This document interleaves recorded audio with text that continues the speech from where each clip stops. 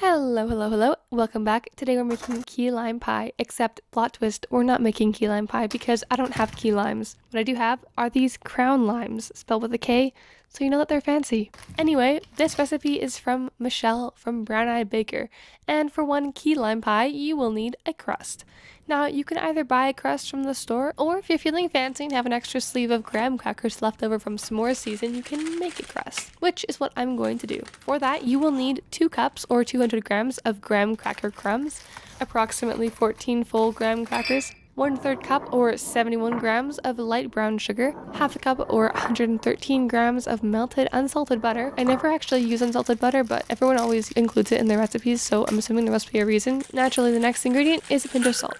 Pro tip, use a scale. More accurate, more time saved washing dishes, unless you're one of those fancy people with a dishwasher. The next step is making graham cracker sand. I was going to use a food processor for this part, but after approximately 1 minute of looking, I decided it wasn't worth it. So instead, find a bowl and the nearest blunt instrument and go to town, until you get tired of that and finish it off with whatever this is. The end result should look something like this. Then mix it with brown sugar, melt the previously unmelted unsalted or salted butter, and add a pinch of salt to the bowl to make wet graham sand. Wash your hands after playing in the sand, press the mixture evenly into a 9-inch pie plate and bake for 10 minutes at 350 degrees. Sorry for not telling you to preheat your oven earlier. While that's cooking, then cooling, make some filling.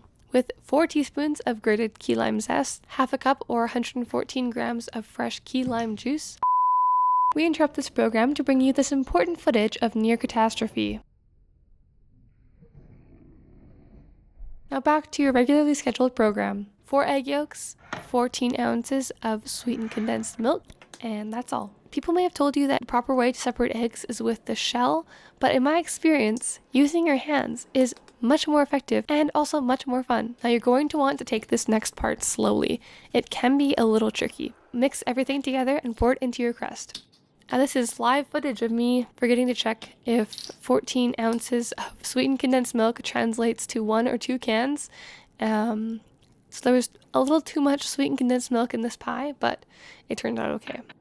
Hopefully your oven is still hot from baking the crust, because you're going to want to bake the assembled pie at 350 degrees Fahrenheit for 15 to 17 minutes until the center is, quote, set yet still wiggly when jiggled. Cool in the fridge until it's no longer jiggly at all, which according to the recipe is about 3 hours in the fridge or overnight. I think I had mine in the fridge for maybe an hour and it was pretty solid. If you're still feeling an extra measure of fanciness after all that, you can put it to good use by making whipped cream with 3/4 cup of chilled heavy cream, 1/4 cup of powdered sugar, and a splash of vanilla.